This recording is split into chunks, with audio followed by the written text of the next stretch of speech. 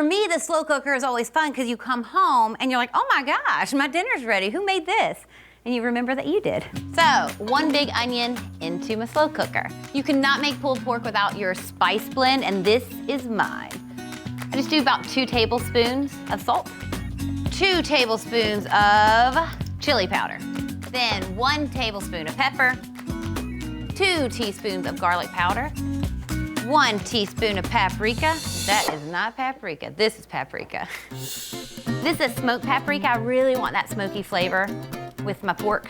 And since I'm not smoking it, I have to take a couple of shortcuts. This is a half a teaspoon of Italian seasoning, and then I need a half a teaspoon of ancho chili powder, which is gonna make it nice and spicy. 1 large bay leaf. Bay leaf adds a really, really nice depth of flavor. It's kind of earthy. Okay, this is 3 pounds of pork butt. It has the bone out of it. Pork butt is an awesome cut of meat, especially for braising. It's really, really muscular, and it needs all of that connective tissue so that you get the strands that you're used to with pulled pork. And cut it into 4 pieces. You don't want to leave it so big that it takes 9 years to cook. This guy into there. Just toss them all around and coat all of the meat, and it goes into the slow cooker. Whenever you're braising or slow cooking, you need to have liquid because you have to break down those muscle fibers. So we're gonna use a half a cup of sorghum. If you do not have sorghum, just use honey and a tablespoon of molasses. And this is gonna give it a nice, rich sweetness.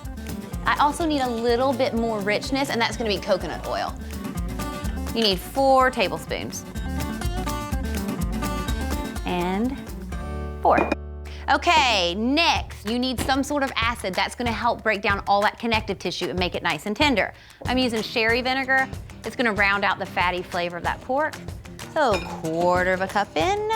And now, my foolproof trick of the trade, liquid smoke. And I need about a teaspoon of that. It adds simple smoke flavor in the dead of winter, and I don't have to get out a grill. Whisk that liquid all up until it's combined, and it's gonna get poured over top of your pork. I'm gonna cook this on low for about 6 to 8 hours. I set it for 6 hours, and then I'll check it and see if it needs more time. This pork has been cooking for about 6 hours in a slow cooker. We put in sorghum, there was sherry vinegar, a little liquid smoke, we have coconut oil. We also added a slew of seasonings, and it is just falling apart. You can see how I just used 2 forks and pull, and you end up with little strings of pulled pork magic. Things that you wanna note. So you remember that bay leaf? Boom. Grab that little dude out and put him in there. I've skimmed off all the fat from the pork, and I'm just left with this really intense cooking liquid. That is going to flavor this bad boy and allow me to reheat it without it drying out. I'm gonna add in a little bit more liquid smoke.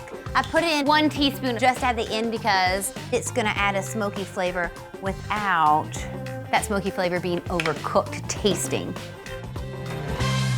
This guy is ready. He just needs to cool down. We can transport it in that and then heat it up on the grill when we get to the game.